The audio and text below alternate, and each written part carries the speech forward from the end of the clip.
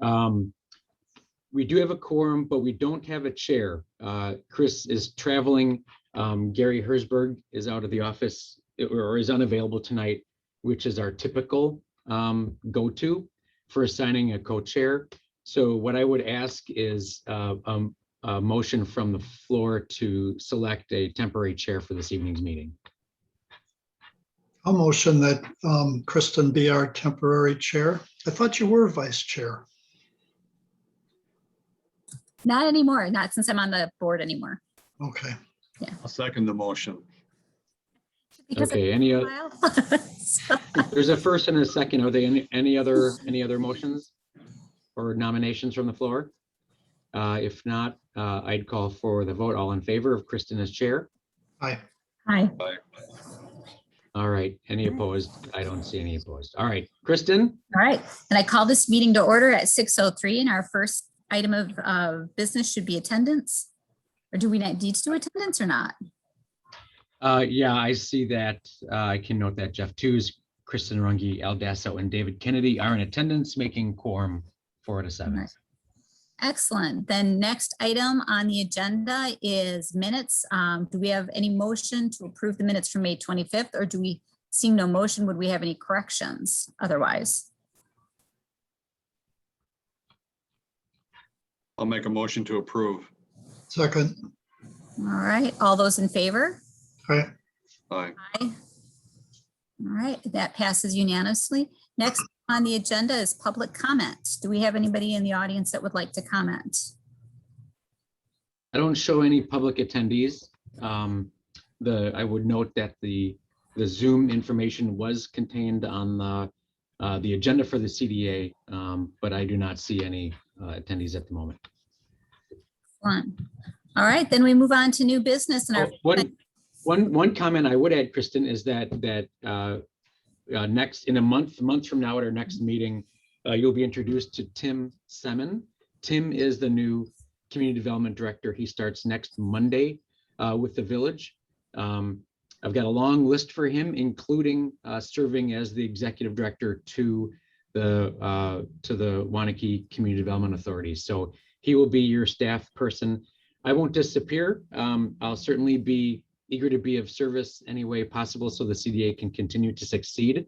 But Tim will be your point person and will keep things rocking and rolling for us. Is that meeting on the 13th, Todd?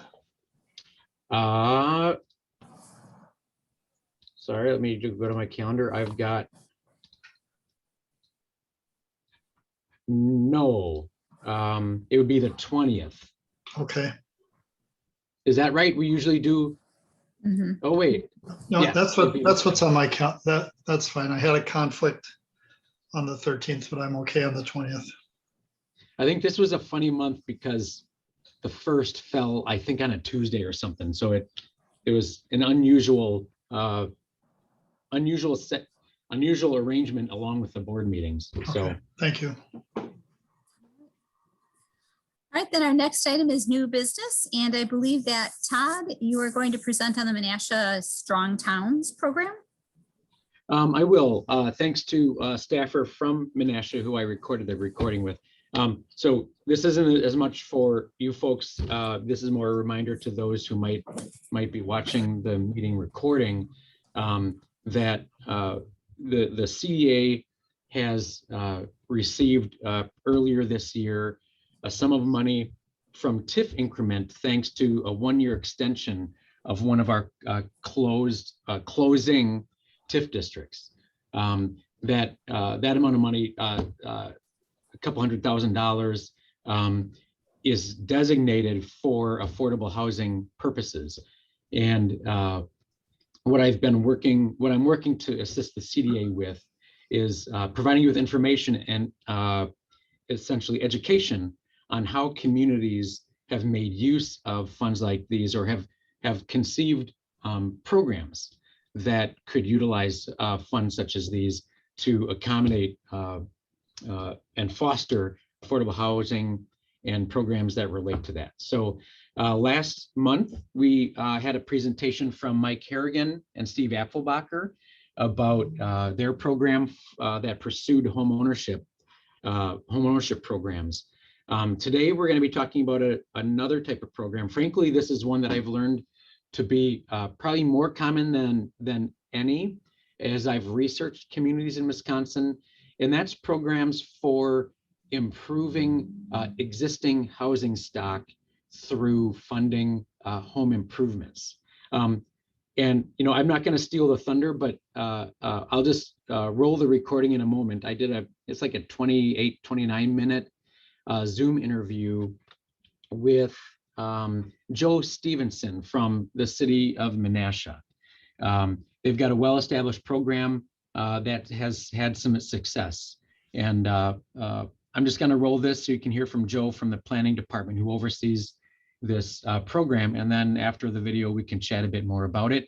And then we'll put this into our archive of knowledge as you, the CDA members, continue to learn and start to maybe push some buttons to instruct us staff to move on with some program creation that you'd like to see us pursue. So with that, I'm going to share my screen. Hopefully I can do this well. I've got to share my sound as well. Okay, here we go.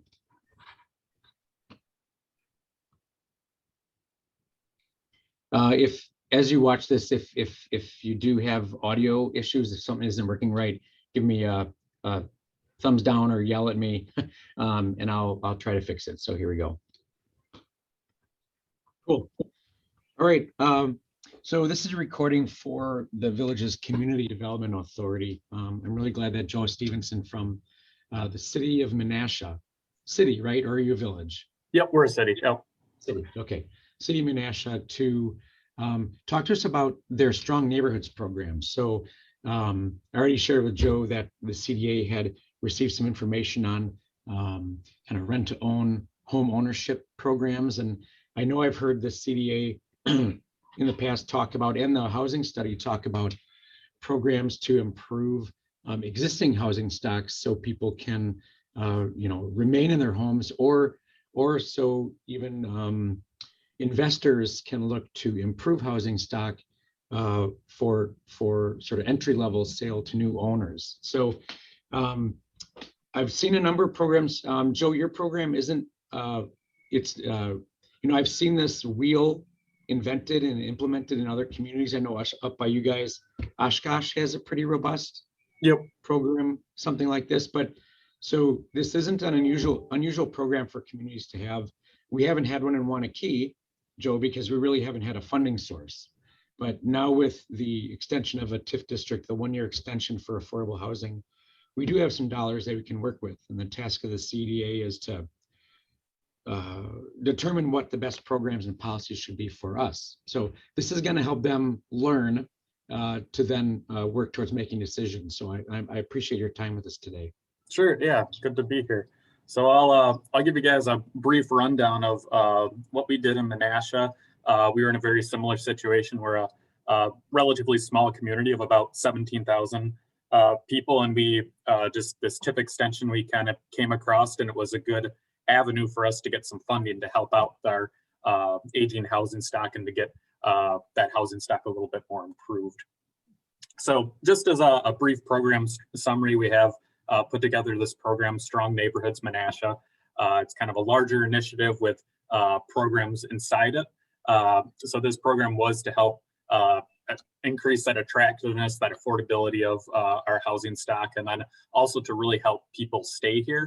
One of the big things we learned kind of working with the school district, they were one of our big kind of advocates on this one, is that it's only about 25% of our students that start in kindergarten in our schools will then graduate in a Menasha school district. So it's very low amount of people that stay within our school district, and that for a number of issues, that's a problem with education, learning, things of that nature. And that just really illustrated that we do kind of have this kind of commuter community that kind of moves around, and we want to keep people here. So a lot of our big portion of our program here is that people have to stay within their home for 5 years to get some of this money. And then another one of the kind of catalysts for this program was a housing study that staff put together. We just compared ourselves to other communities in the area, communities of our size, and we did have a fairly low quality of housing stock. We're a fairly old community. We had the second lowest housing value, second oldest housing stock, and then one of the highest rental rates. And I will note that our rental rates as a whole aren't bad for a state, but once you get into those pockets, our downtown, we're pushing somewhere between 70 and 80% of our older districts are rental, and we really wanted to try to convert those over. So I'll get into a few of the programs we put together. These programs did change between 2020 and 2021 just a little bit. I mean, we went through a year of putting that program into place, and we just kind of tweaked a few things. So the programs we have right now are curb appeal, major renovation, and then property acquisition. Curb appeal, we'll get a little bit more in depth with a few of these later, but it's for exterior repairs, more minor stuff. Major renovation is for major renovations of any part of the home, inside or outside.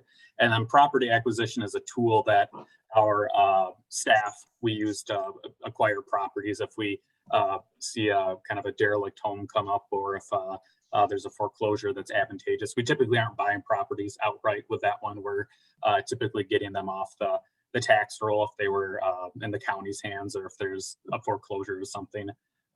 So those are, we try to get them a little bit more on the cheap. So I'll go a little bit over curb appeal here. Like I said, this is our kind of smaller tier program. This is that first step people can look at. So curb appeal is I know I have forgivable loan here, but it is a reimbursable grant now. So it's up to $5,000. The applicant will send their application into us, and then we do have a rubric that we go over that staff scores, and then that's either approved or denied. So that is a 1-to-1 match for homeowners, or a 1-to-2 match for rental properties. The idea is someone could do, you see this picture over here, they have a gravel driveway into a concrete driveway. So that would, if the project was $10,000, they would pay the full $10,000 up front, and then they would submit receipts and everything after, and they would get a reimbursement of $5,000 after the fact. So this one, you do need a minimum project value of $2,000. But the caveat on that is if you're just painting or staining, you don't need to meet that minimum requirement. But we did feel it was important to have that minimum requirement just so that people were having kind of the quality of projects that we wanted for stairs, windows, things of that nature. So this one is eligible for single and 2-family homes, and it is renter or owner occupied.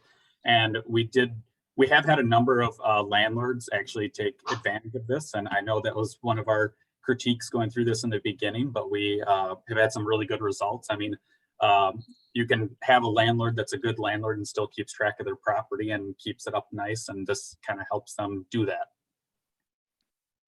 So our next program, the more robust portion of it, this is major renovation. Major renovation is that it's a forgivable loan, 0 interest, 0 payments. If you live in your home and it is your primary residence, after 5 years, that loan disappears. If you were to move out, it's not your primary residence anymore, you rent out the home, anything like that, you do have to pay back the full amount. So that would be, even if it was 4 years, 11 months, you move out, you still have to pay the full amount back. So we are really, with this program, trying to make sure people are staying in their homes for at least 5 years to get this money. And this is up to $10,000, that forgivable loan. Single family and 2-family homes are eligible, and this is only for owner occupied units. This one, we have a breakdown. You'll see right here, we have the exterior projects, or that 1-to-1 match. So if you're doing all your windows in the home, you want to redo all the windows, you would, let's say that's $20,000 to do all your windows. The city's putting in 10, and then the private individuals putting in 10. And then for interior projects, we can up that a little bit. It's $1 of city matching for $2 private. So we have had, you'll see this picture on the side, we had people completely remodel their kitchens. We've had people completely remodel a bathroom, put on additions. We did really see with our, we kind of reached out to a few of our real estate agents in the area, and those were the big areas that they said really sell a home and really keep people in a home, is those kitchens, those bathrooms and remodels are really from a valuation standpoint, really high value. So we wanted to make sure that those were eligible that stayed in, and people seem to really be taking advantage of. Those are also probably the more expensive projects. I mean, I think this kitchen was probably a $30,000 project. They completely gutted, redid everything on the inside. And these projects also, they have to have a minimum value of $15,000. So if you have a person coming to you that only has a $10,000 project, they wouldn't be eligible for this. We would kind of try to shift them towards that curb appeal program. But yeah, that minimum project value is just so we're getting big enough project staff to track these and everything of that nature.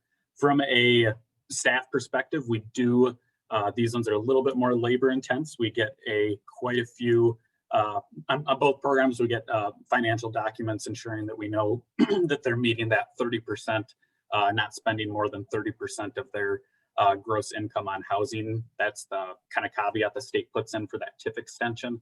So we get a bunch of pay stubs, things like that for this, and we make sure they're falling underneath that. We keep all that stuff secured in a file. Only myself and another staff member has access to that. So we do keep track on that. We also secure a lien on the home for this program as well. We do not secure a lien on the curb appeal just because that one's a little bit smaller and that's kind of reimbursing after the fact. But this one, we do have a lien put against the home for 5 years. And once that 5 years is over, that lien is then gone. Okay, I know you addressed a little bit the staff management element. That's one question that I have. We don't have a really large staff. Waunakee is about 14,000 population. We don't have a planning department per se. We have a community development department with a new director starting actually just in a couple of weeks here, and one staff person in that office, like office manager type staff. So not a lot of staff. What's your staffing makeup to manage this program, or do you outsource any of the management? Yeah, so we don't outsource any of it. We did kind of potentially look at that in the beginning, but we decided we really didn't need to. We don't have a huge staff either. I mean, I'm primarily running this program by myself. We do have a front desk worker that she'll help scan things and maybe review stuff as well, but it's primarily me. In the beginning, it was quite an undertaking, but we did tweak a lot of things to now where it's very streamlined and it's pretty easy. That curb appeal section of the program, those are very quick. I mean, with curb appeal, it's literally just the individuals are certifying what their income is and they are saying that they are under that 30% and they sign a document and everything. So I don't physically need to verify that anymore. With major renovation, I do verify that stuff, but we don't have as many of these because they're more of the high cost programs. One of the things I was advocating a little bit more was for upping that minimum project value coming into 2021 because you can't go very far at $15,000 anymore just because of cost, but hopefully that comes down. So yeah, I would say the staff side, I wouldn't say it's a crazy high load, but it's definitely something you'll need to put in a little bit of work, maybe once a month, few times a week, whatever. Yeah, right. Could you give us a sense for the frequency of applications that you see, or maybe that's a future slide? Yeah, no, I have a few slides here, but yeah, so we last year. I'll just kind of scoot ahead here a little bit. Oh, sorry, I jumped. Yeah. If you're going to get to it, you can go back. Okay, sure. Yeah. So stay on your stream of consciousness here. Okay, sounds good. I'll just kind of keep going right along that. So this is the process. So pretty much the person is deciding on what their project is. They have to have a good idea of what they're looking at for a project, and then they will go into one of those two buckets. If they're doing an exterior repair maintenance project that's under 15,000, they're going into that curb appeal. So they'll fill out their application, get quotes from contractors. We do require before pictures, and we're kind of very adamant about that because we want to be able to show off this stuff, and it's a good storytelling mechanism that we can use for other communities that are looking at this, or even our council members that want to see where their dollars are being spent.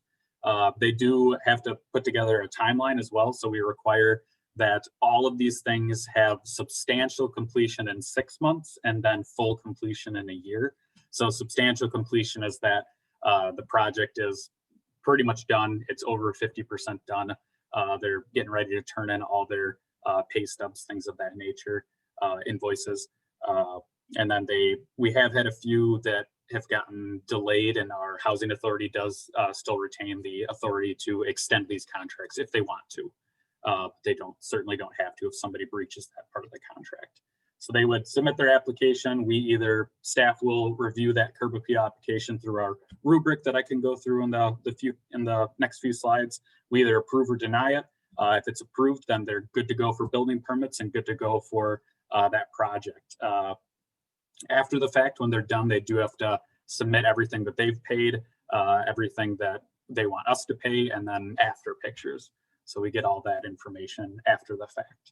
If that project is an indoor project or a larger project, they would go to major renovation. So that's a little bit more robust of an application. They'll get those pay stubs, that full year of taxes, checking savings statements, and we do require that they have a current homeowner insurance policy as well.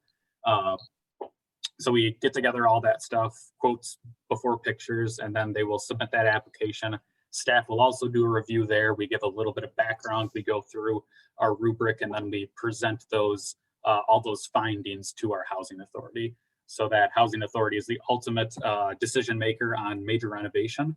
They will either approve or deny those applications, and if it has been approved, they're good to go for building permits, and they will come in to sign their lien.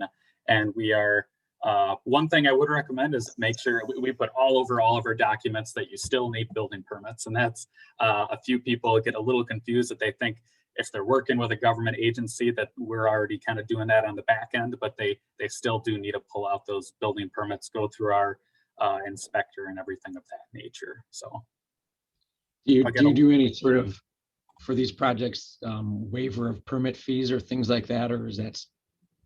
No, and yeah, we don't waive permit fees. They're all still out there. I will say our permit fees are a little on the low end compared to our neighbors, so our permit fees aren't super excessive.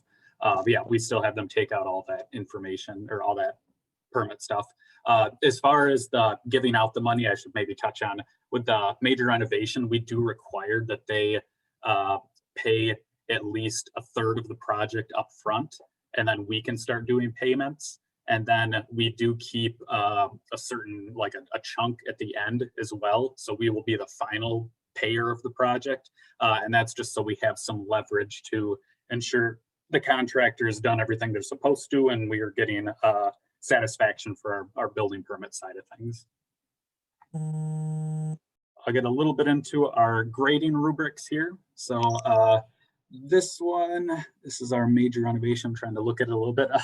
This is our major renovation rubric. So we try to keep it as cut and dry as possible. But these are the items we're kind of looking at that we feel are valued and the purpose of this program. So you'll see housing age is weighted ×2.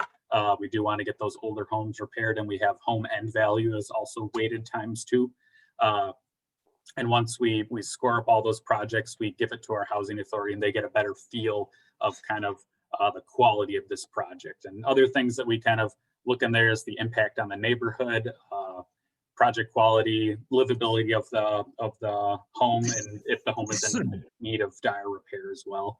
We do also have this contractor. Joe, can I jump in real quick? Yeah. One quick note. This is for the CDA members who are watching. You referenced your housing authority. Yep. Just so my CDA members understand, our CDA also exists as our housing authority. Okay. So that is what our CDA is. Do you have a separate housing authority? No, yeah, so yeah, we don't have a CDA. It's a housing authority. So that's it's a separate entity from our council and everything. Got it. Okay. In our case, the CDA is the housing authority. Okay. Thanks, Joe. Yeah, and as I was saying, we do have this contractor qualifications. That's just kind of on there. We do try to keep track of the contractors that maybe we've had issues with in this program, and we do retain the right to kind of say that maybe a contractor isn't qualified to move forward in the future with this program. We haven't had to do that So that's awesome. We've had really qualified people doing all these projects, but for whatever reason, if there was some big problem with a contractor, we can kind of say in this application, we really would prefer if you work with someone else. So that's for major renovation. You'll notice these things are a little bit more subjective, and that's why they do go to our housing authority. Once we get to our curb appeal, these are numbers. These are there's no arguing with what your current housing value is or what your age of your home is. So this is for our curb appeal program. Staff fills this out, and then if you're getting above that 16 points, then you're just going to be approved. So things like house age, current value, are you owner occupied or not, age of the feature that's being repaired. So if you have a 30-year-old windows versus 10-year-old windows, they're gonna score differently. If there's any citation issues, the total project value, and then average street home value. And that's, we take the entire, all the values of the home kind of in a block radius on that street, and then we just get an average value of that area. And that is areas that are kind of scoring having higher values typically are in less need of this money, and areas that have that lower street value are typically in more need of repairs and trying to get people to stay in their homes. So does this program also funnel through the housing authority for final approval, or does staff have authority to, pull the trigger? Yeah, so staff has the authority to pull the trigger on this one. So this one is a lot quicker. People that are looking to just get a quicker turnaround sometimes will go to this program, but we do have any, if you disagree with staff, if you want to appeal our decision, you can go to housing authority. So housing authority again would be the final decision maker if you wanted to appeal staff's decision. Then I'll get a little bit into labor. So this was one of the major changes we did make between 2020 and 2021, was that we no longer allow individuals to do their own projects.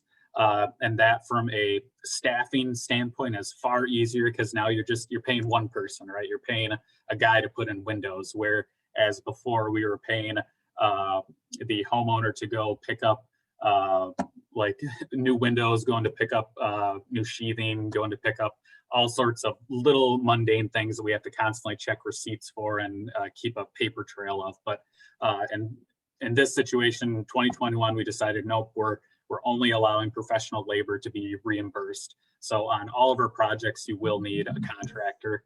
They'll have to have those licenses, and we will be giving funds directly to them. So. And I'll go over 2020 a little bit. So we did have about a little under 300,000 of both public investment and private investment. So that's almost $600,000 put back into our community's housing stock, which is great. We've had a lot of real big successes with this. Those 15 major renovation projects, 8 curb appeal. We did have a first-time home buyer that was removed just because the housing market is so hot right now. We don't have a problem kind of enticing people to move here. And that was the original reason to put that first-time homebuyer program in. And then you'll see this paint and restore program has now actually been absorbed into just one overarching curb appeal. So those programs were very similar. They were just different dollar amounts. But yeah, I will say we had a very busy year one. If you're looking at this and thinking that's a lot, it was a lot of projects, but year two, for whatever reason, maybe it's the cost of building and stuff, we haven't had nearly as many. I've had a couple of curb appeals this year, and then about 6 major renovations. So not anywhere near as many, but I will say those projects that have come in this year are a lot higher dollar amounts, and they're for bigger stuff than a lot of this stuff was to begin with. But okay, could you give us just like a little mini Cliff Notes version of how your first-time home buyer program functioned? Yeah, so first-time homebuyer was very similar to the major renovation. We would get $5,000 towards the down payment of your home, and then you did have to stay in that home for 5 years to get that money. And that was still 0 interest, 0 payments. But if you were to move out, or it's not your primary residence, then you would have to pay that money back. And was that income qualified? Yeah, so it was just the 30%. On all of our programs, it's just the 30%. We don't require low income or anything of that nature. So. And then this is just a brief slide of kind of where our projects were in the city. Forgive Menasha's ugly boundaries, but we have a few pockets here and there, but you'll see many of the areas is concentrated in that our southern area. That's our downtown. That's the more dense, older area. Most of the projects are concentrated in that area. And it's not that we're forcing projects to be in a certain area of the city. It's just the nature of how our rubrics work, age of house and things of that. It's pushing projects where we want them to be.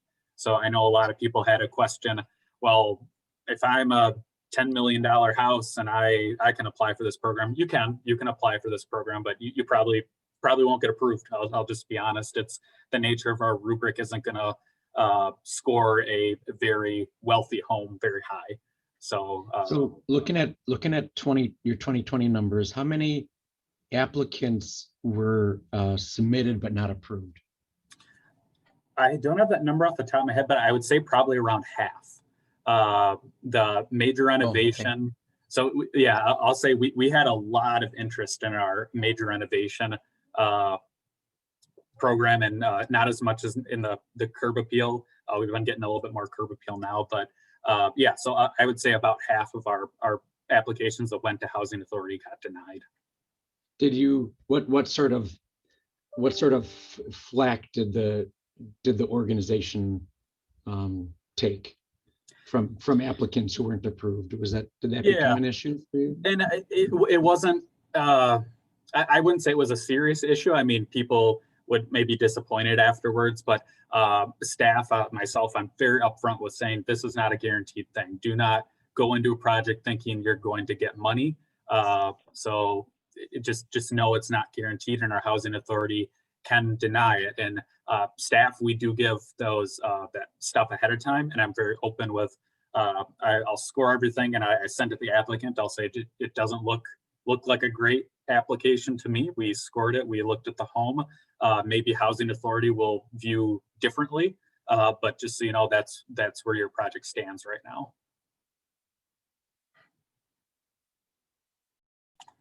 Other than that, I don't have anything else. If you have any major questions, things your authority would like to talk about. Yeah, no, I tried to sort of put my feet in their shoes a little bit as you went through, ask the questions I thought would be pertinent.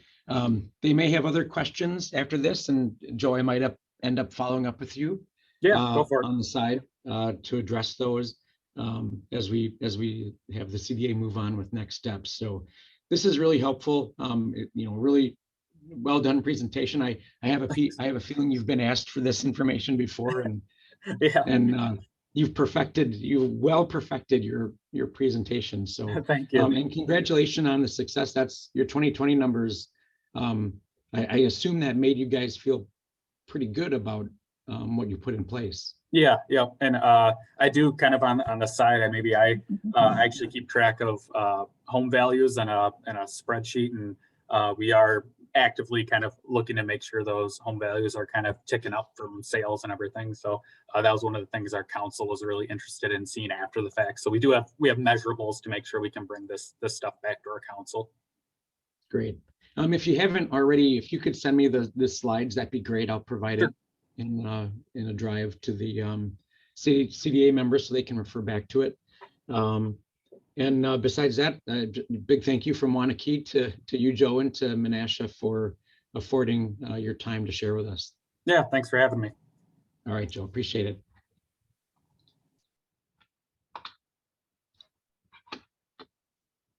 Great presentation. Yeah, he did a really nice job. I can tell too that he's pretty proud of the work. Yeah. Where'd they get the money?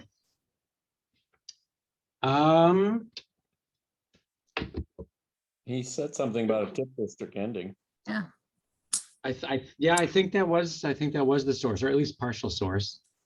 So they had public and private, 280,000 each. So just wondering, it's $500,000. Where it come from? Well, I think that data meant that of the investment, the Menasha contributed X amount of investment. The other was the public match towards the projects. So that slide was to demonstrate the reinvestment occurring into properties within the community. Okay, okay. We Not- thought not you were funding, gonna sorry. set up the money, Todd. What's that? We thought maybe you were gonna set up a fund to, out of your own personal funds for this. Well, yeah, I'll just link it to my Roth IRA and, just funnel it. Tax deductible, I'm sure. Yeah. Al can help me with all that. So here's a question. This sounds really staff intensive. Like they have a planning department in Menasha. I mean, they've got I used to live in Neenah. They've got a fairly well-developed governmental structure there, and they're a very old city in that sense. When you look at this, what do you think that we could duplicate, and what do you think that we could not duplicate? Where would our kind of pressure points be?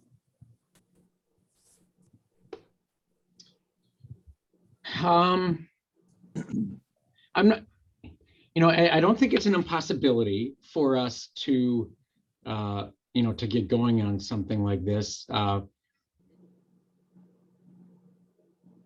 Frankly, I think the pressure is going to be upon our new community development director.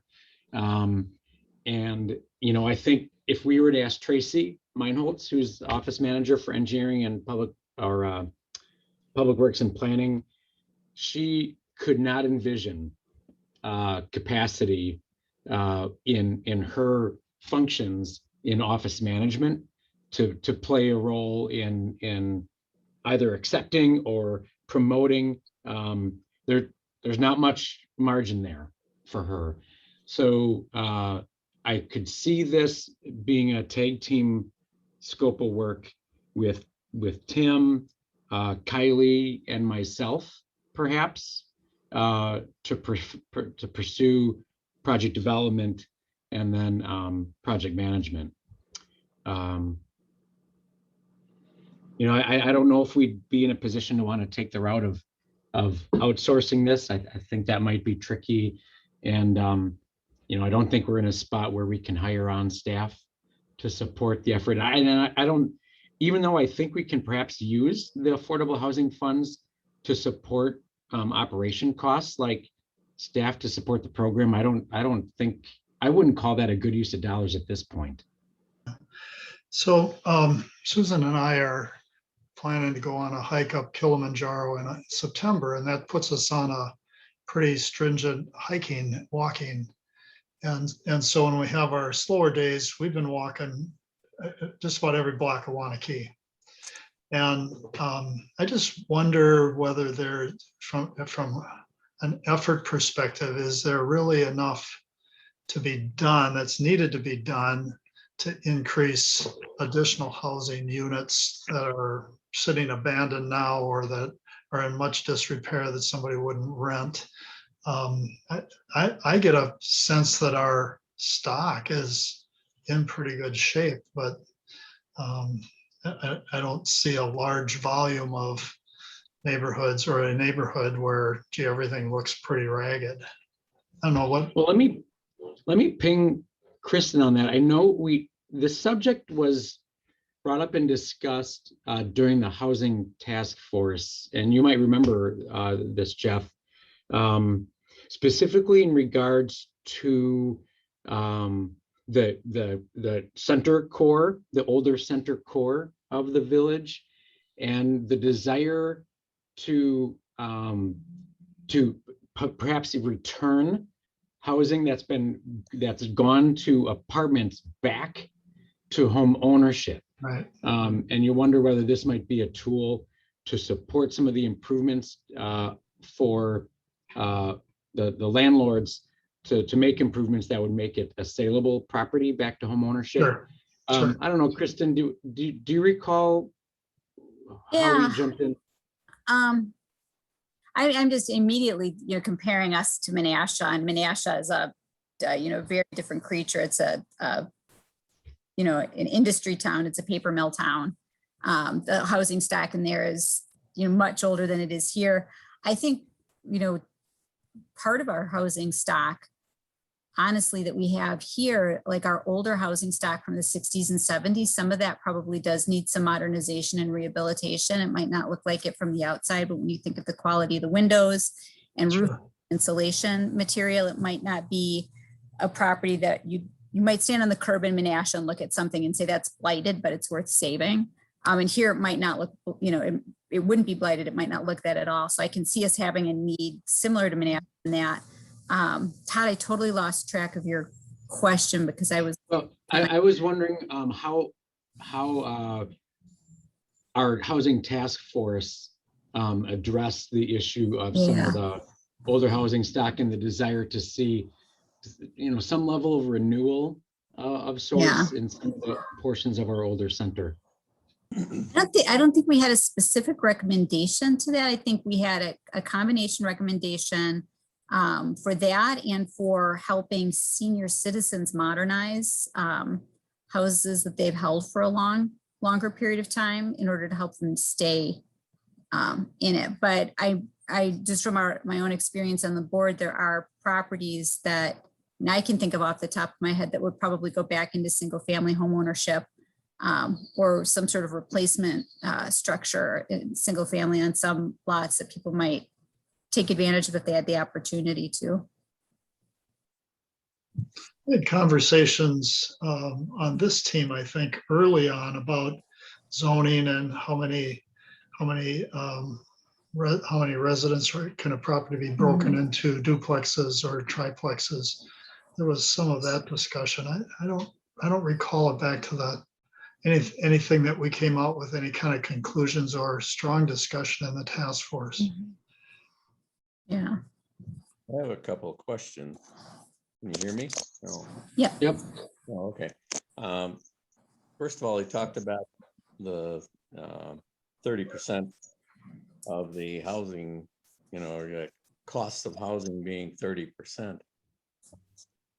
Aren't we talking about a situation where possibly that cost of housing is above the 30%, and that's why, repairs aren't getting done and, the property's deteriorating? And secondly, I would, in terms of converting some of this, Second Street, Third Street to two flat older houses that have been 2 units for, I lived in a unit on Second Street 40 years ago on the upper floor. Are we kind of, I don't know how much of that we would want to encourage because of a shortage of housing stock and a shortage of rental units. So, it's kind of helping one area and defeating another if you reduce the rental stock available. So nothing's perfect, right? You gotta, but those are two thoughts that came into my head as he was going through his presentation. And I must admit, I was confused by the 30% as well. I didn't quite understand how that, what criteria or what the qualifications are and what he's referring to. But I think that's hopefully just a matter of clarifying what it is. And he somewhat clarified it later on by saying, a $10 million home could come to the table and ask for cash. So there is no income. So I think I was confused as what the 30% was. As I stepped back and I was listening to the presentation, and I know we've seen something similar to this, whether it's through Oshkosh or some other early on in the CDA's development. And as we've grown a little bit here, and I sit back and I think about, it'd be nice to do something and to get something off the ground. And so I sit back and think about what is that something? What is the most pressing thing that we should be accomplishing? Is it first-time home ownership? Or is it improving the housing stock in Waunakee? And maybe they do overlap, but I guess from my perspective, I'd like to accomplish something. And to me, first-time home ownership is probably more important, or home affordability is more important than trying to improve the housing stock at this point in time. As the houses age, I may change my opinion. But at this point in time, from my perspective, I like the idea of let's figure out how to get people into these homes, and certainly Cohen Ezra we've accomplished something. You know, we, as a CDA, we should always take credit whether we did it or not, whether involved or not. We should take credit for the success of getting that program through. On the other hand, I do believe home ownership still is an issue. Great article in Wall Street Journal last week on a whole section on home ownership and rent to own and municipalities' intervention in that process. I guess from my perspective, I'd like to know what other committee members are thinking, only because we keep throwing the dirt at the board. We're scattered all over the place. And I heard you, Todd, talk about staffing and capacity. And I can recognize and appreciate that. But I guess I'd like to know what other folks are thinking about. And having a brief conversation with Kylie last week, you know, we got a lot of things on the table at this point in time. And there's a lot of great programs, including the one tonight. I just don't know what we get our hands around and accomplish first, as opposed to trying to, you know, create all kinds of programs which become very difficult to manage, none of which we do good because it's just too much on the table. Yeah, good point. Those are good points, Al. I might turn to Kristen in a moment, because I wonder, Kristen, if you have a better perspective or can explain better for us this 30%. Yeah. Thing.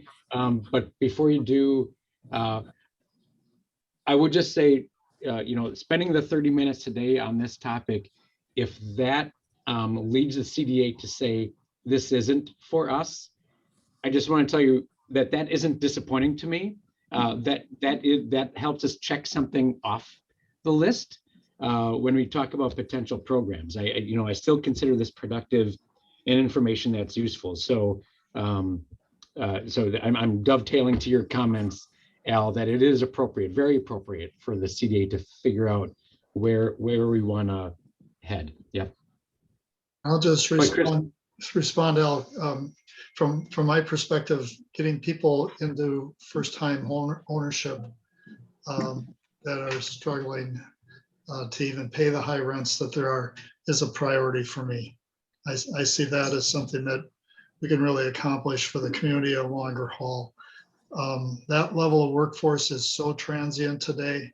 The incentive monies that they're getting from unemployment is just causing people to say, I don't have to work here today, and they just don't show up. And we're having just a worst time that in the 16 years that we've been in business doing this. This is the worst employment time.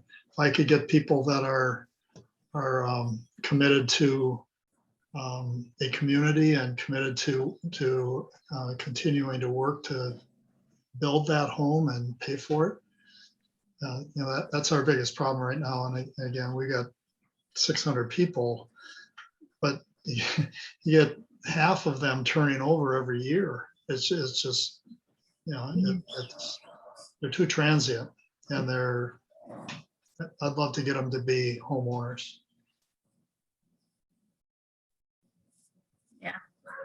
Yeah, so that 30%, the rule that we all kind of probably grew up on was the 2.5 times your income is what you can afford for a mortgage. A number of banking institutions, Fannie Mae, Freddie Mac, forgetting all the ones, have agreed, HUD in specific, have agreed that any renter or homeowner shouldn't be spending more than 30% of their gross income on housing. So for a household with $3,600 or $36,000 a year in income, they shouldn't be spending more than $1,000 a month, roughly speaking, on housing. So in that category, you'll often find people can actually, particularly in rural areas, afford a home, not necessarily a great home or a new home or a home that lacks repairs, but they cannot afford the program in Menasha would kind of fit that category of people, or in that workforce range that can afford a home, but can't necessarily afford to maintain it. In Menasha and in a lot of older communities, that'll be, a 60, 70-year-old house that might have old plumbing, that might need a new water heater, that might need a new roof. And so they can afford the payments, they can afford the heat, they can afford to keep it clean, but they can't replace the heater or the furnace if it goes, or the roof if it goes. And so these programs through Menasha, and then the USDA has a couple of programs like this, are designed to allow people to remain in their homes and remain as homeowners while affording those basics. And then there is a set of dollars that's typically set aside for curb appeals so that the house is not just safe and energy efficient, but it's also attractive from the front. And that's kind of basically what we heard about today. So that's where that 30% rule comes from. When we get like the Cohen Esri project and whatnot, they'll qualify people for their units based on their income, the available unit, and then whether or not they'll be above or below that 30%.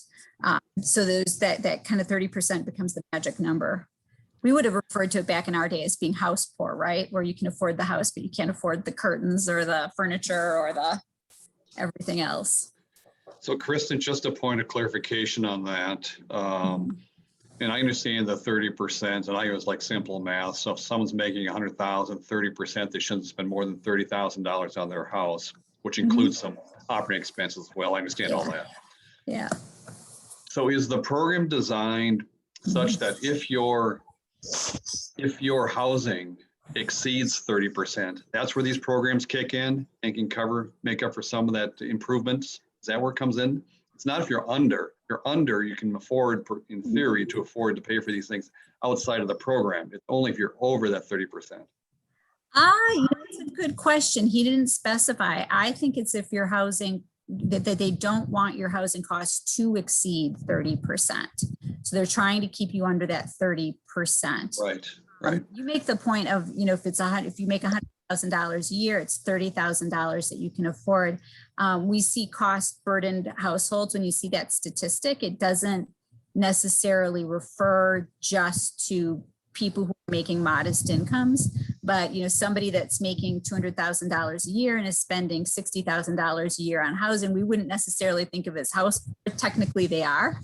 They still have 120 left over to, I don't know, buy carpet and go on vacation. So it is a relative term, and sometimes there are overall income limits set. Like if you're spending $60,000 because you make 200, that's awesome. We're not going to consider you house poor at that point.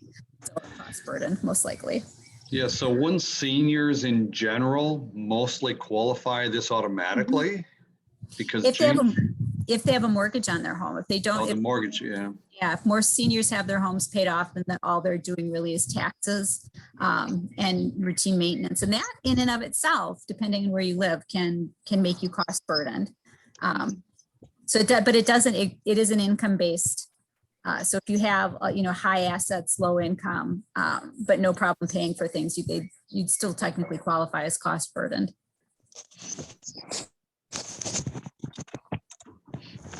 Thanks. It's a fascinating world. Yeah, Yeah. it is. So, but I would assume that we as a committee we're aiming for the workaday people and the folks that truly need a hand.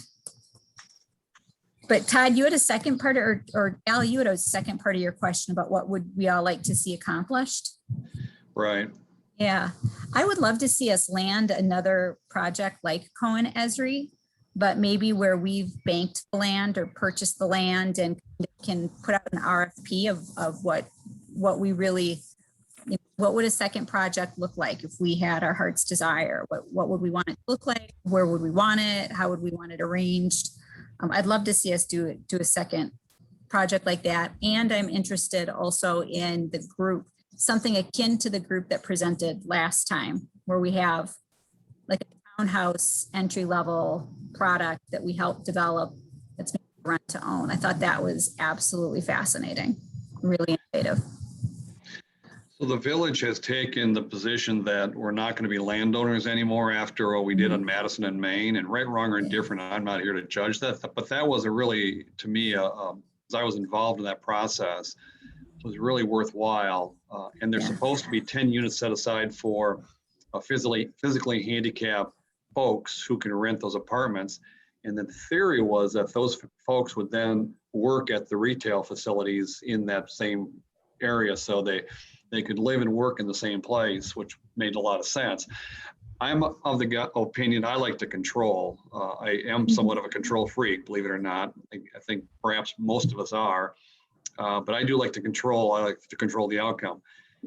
But your other comment, Kristen, and this is where I struggle a little bit, and I'm in no disrespect to Cohen Esri, but I struggle between what's workforce versus affordable.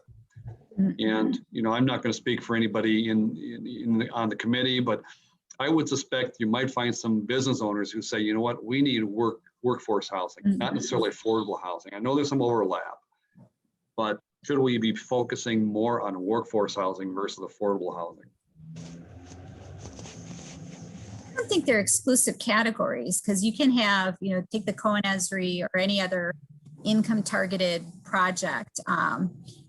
Two individuals making like $14.50 an hour with hourly wage jobs. So, you know, a modest job at McDonald's was hiring at $15 an hour a couple of years ago, for example.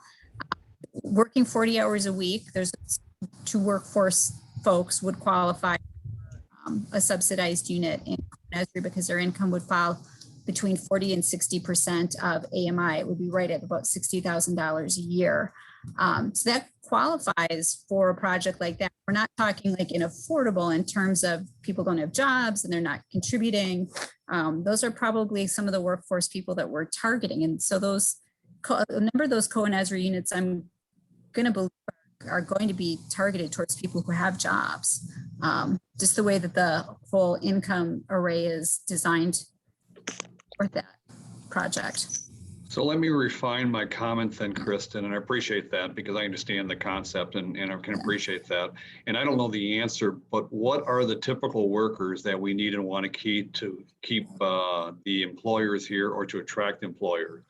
Is it that $15? Is it 20? Is it 30? I don't know the answer to that question.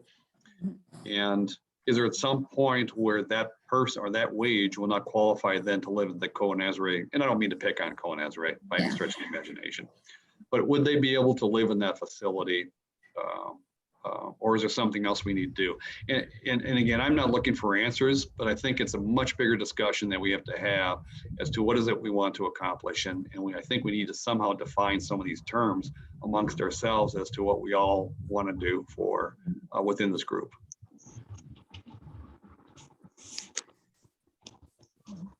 It's some type of employer survey that finds out what is the level of pay and the need for workers here. We got some large employers that are solely within Waunakee. What are their pay rates and what are they looking for in terms of support for housing? Is that data, Todd, available or? Yes and no. The one thing is, anybody else distracted by the horns that are coming out of Al's head? Anyone? All right. I've been having a challenge with that.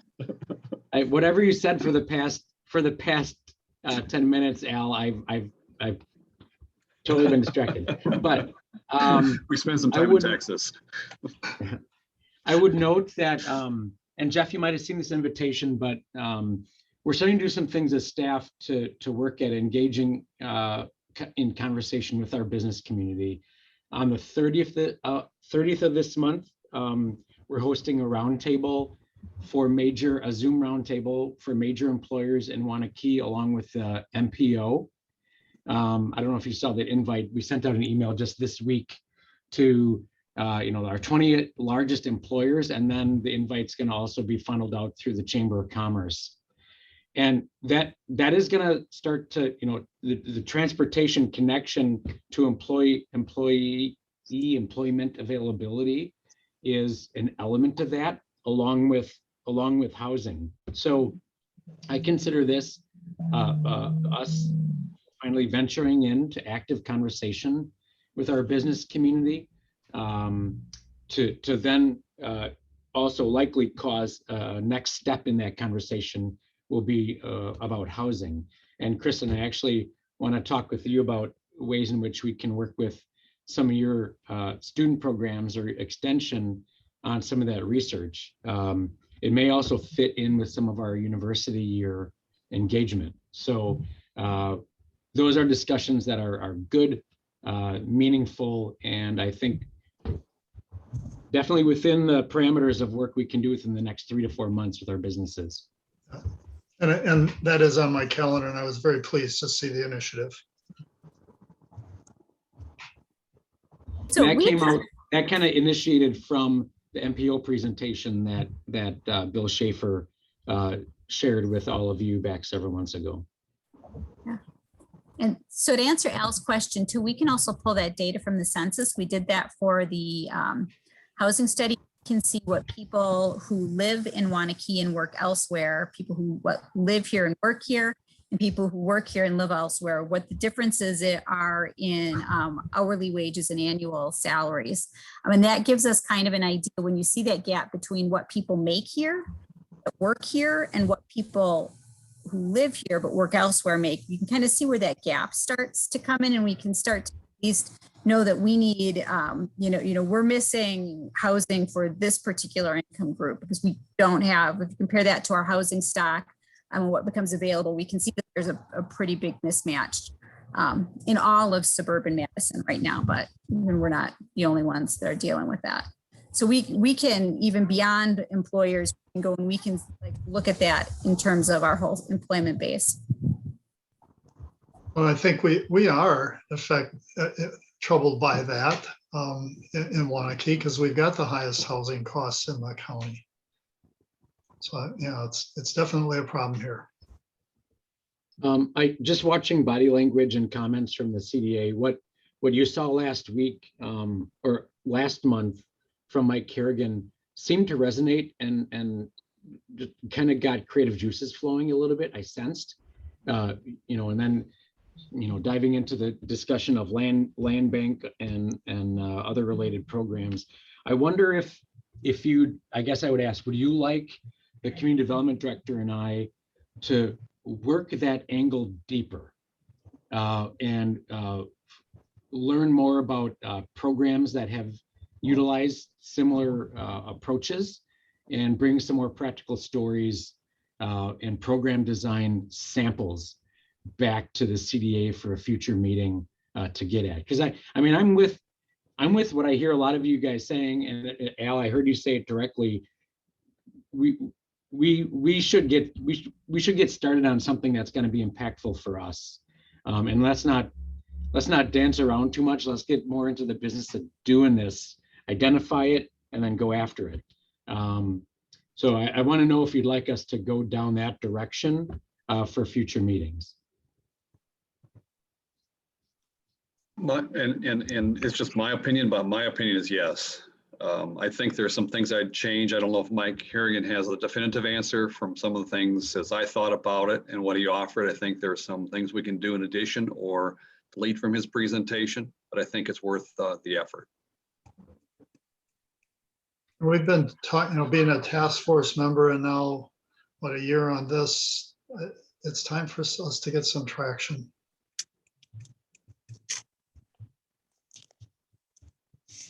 Yeah, I agree. I think we need that basic information, we don't even know what we're targeting in terms of, what are the incomes here and what is housing here and where is that hole in the donut. I think we need to know that in order to form any kind of program. Well, if I could push back a little bit, David, and just suggest that the work of the Housing Task Force was to accomplish just that. And maybe that didn't answer every question, but boy, that sure brought us a long way with a lot more information than we didn't have 2 years ago. So maybe if there's voids in the information that the task force brought forward to us, it'd be good to know what those certain voids are so staff can work to try to fill them to help you as a CDA be informed to take a next step.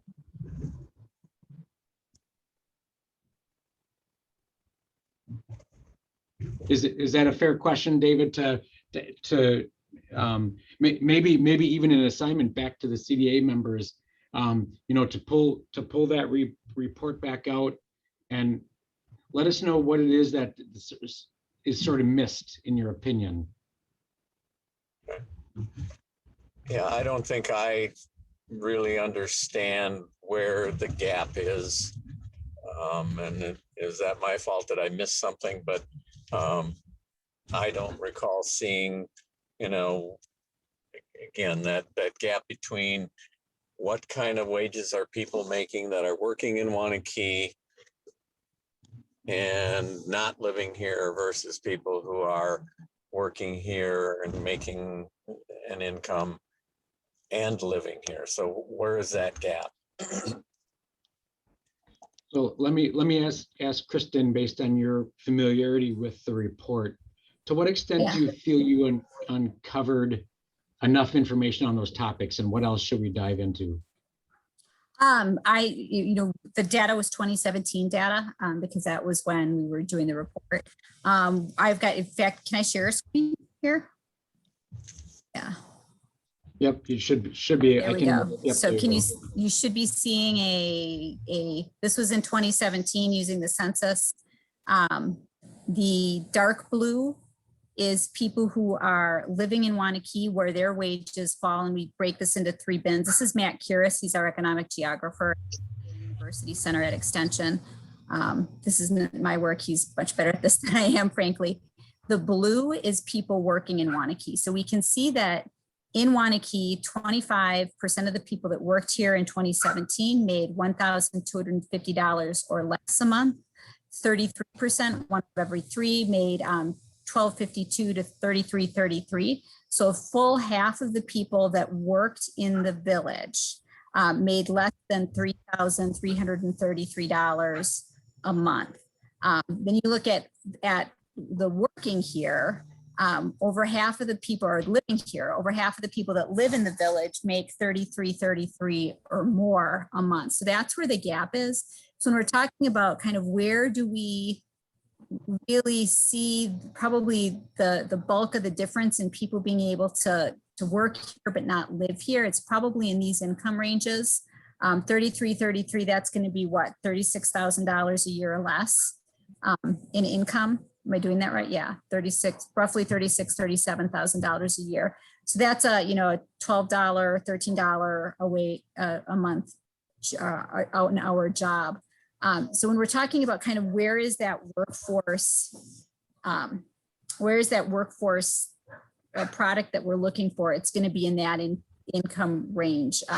So if we're looking at not cost burdening somebody in that group, we're talking maximum rents of $1,111 a month, or maximum home payment, all in with heat, utilities, house payment, and everything, in $2017 though.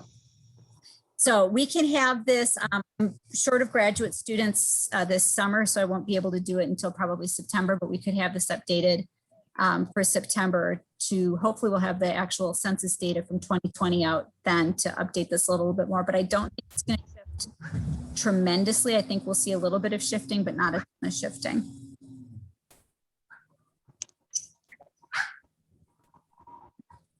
So with that, I'm going to put myself on mute here.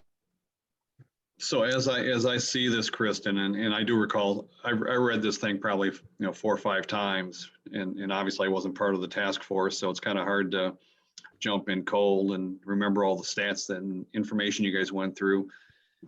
But and I understand Kona Esri perhaps plugs a little more of the gap at the lower end.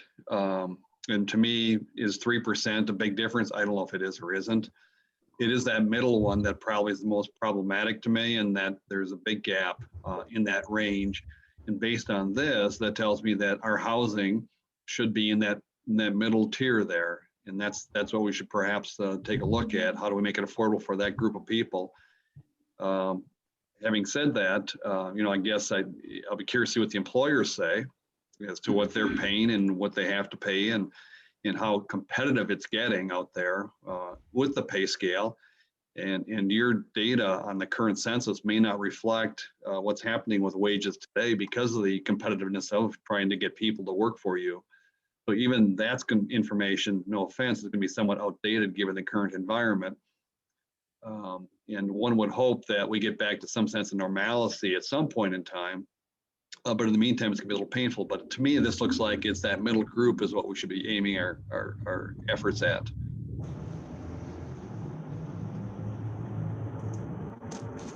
I would agree. Yeah. I agree also. That's Well- our average pay is $16.50 an hour. And that's right in that category group of people. We got a totally different topic, which I really appreciate the racial framing that we went through, but I've also got a group of employees that don't have community here. That's totally different. It's not in this task force realm, but it's as big a factor as the inventory and the affordability. That happens at all the levels, though. I hate to say it, but there's a lot of folks who don't have any connection to Wanakee. They live here and they travel to Madison and work and come home and to live and like the environment, like the schools, but that's about all their connections. Yeah, But that's beyond our scope. yeah, right, it is.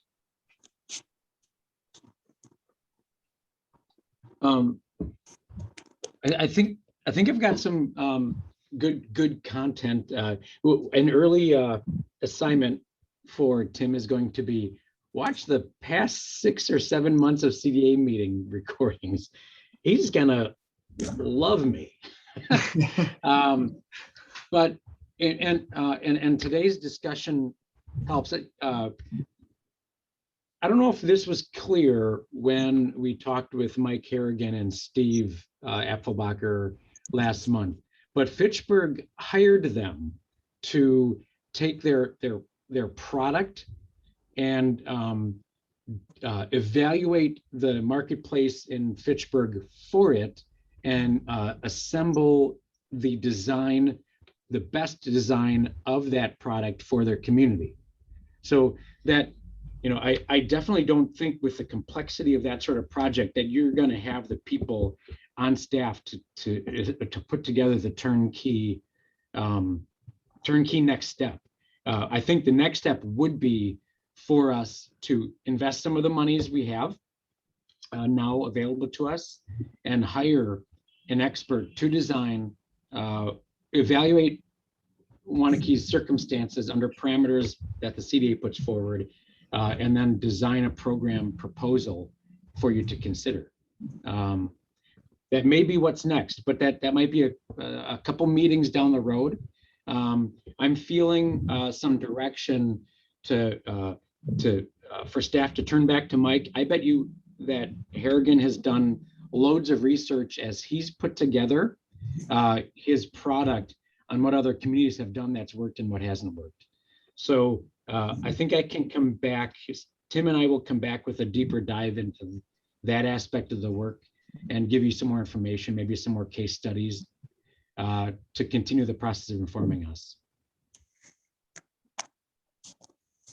One other assignment you need to give to Tim is to plop all that data from the task force down in front of him and say, be an expert on this data also.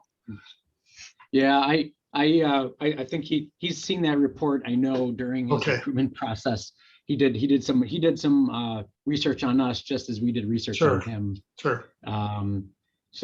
Yeah, what's good, you know, if he would have come just a couple years ago, we wouldn't have this sort of legwork done. I think he's in a position to hit the ground and run with us and pursue some good things. So I'm excited for what's in front of him and the CDA.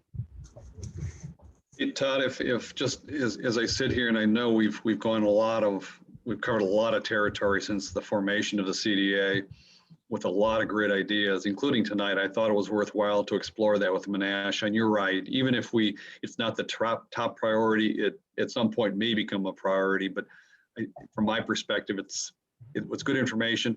But is there a way to accumulate this information of all the CDA meetings, of all the things we've learned? Well, maybe that's too broad, of the different programs that are out there, at least as a refresher, and perhaps here's a program, here's a date of the CDA meeting that we can refresh back to, or a summary of what those were, so we can we don't lose sight of what the different programs are that are out there. Yeah, that's a good question. And it was a promise that I made to the CD at your last meeting that I was going to get you a link to a Google Drive where I have been, we have already archived all the information you've seen and then some, including the Menasha and what you saw at the last meeting. All Mike's information is in there. I need to get you the link that's available. Although I wouldn't call it organized, Al. So maybe that's some work. You know, that might actually be a good assignment for Tim to help him wrap his own head around what journey we've been on so far. And together he and I can make that clean for all of you. But the drive is created. I just have to send you the link, which I will re-promise to do. And here's the reason why I came up, with that thought, and that's just to make sure that we all recognize as CDA members what we talked about, what the programs are, and then we sit down and we say, you know what, we really want to do this program, or these are our top 3 programs of all the programs that we've seen so far. And from there, we can kind of play with how we can structure it such that fits Waunakie's parameters. But I hate to say, and I know you asked the question, should we do the Mike Harrigan proposal? And I do like that. I think it's a great idea. And in my immediate response is yes. But do I recall everything else we talked about? No, I don't. I just want to make sure we make a well-informed and complete decision before we jump on something. That's my only point. Yeah, I think Kristen, I think back when we did the grid of our progress on our housing task force, we did this sort of different colors. Here's what we've done, here's what we haven't. And I think maybe doing the same thing with actually another column of programs explored in each of those recommendations. And yeah, I will work on that, Al. That'll be a product we'll deliver for the CDA at your next meeting. I apologize. This once a month meeting is just my memory at my age is kind of fades. So I apologize for that if it's more than you should be doing. No, and a little bit of that is organizational capacity. I see Waunakie's structure becoming better suited to helping the CDA take future steps. Well, I thank you, Todd, for the vision and getting Tim on board and getting a full-time person here. It's a great start to have our intern. We'd love to have her be able to stay a couple of years to start to get to some actions. But thank you for giving us this resource. I think it'll help us find that traction that Al's talking about. I'll be the first to tell you all that I hate the slow speed of government, but I do like when we see at least small steps to move us ahead. So we're taking those. Appreciate that, Jeff. Oh, Dave's on the move. Dave's on the move. I have another meeting coming up, so I just thought I would make things work. Yeah, it feels like we're at the end of our conversation today, a couple minutes ahead of our 90-minute schedule, but I don't think anyone's going to complain since it's a beautiful summer night. Anything else we'd like to cover before we close? No? All right. And if Chris was here, he'd say we're just waiting for one final motion. I'll move to adjourn. Second. All right. All in favor? Aye. All right. Thank you very much. All right. Good discussion, everybody. Thanks for Everybody. Great discussion.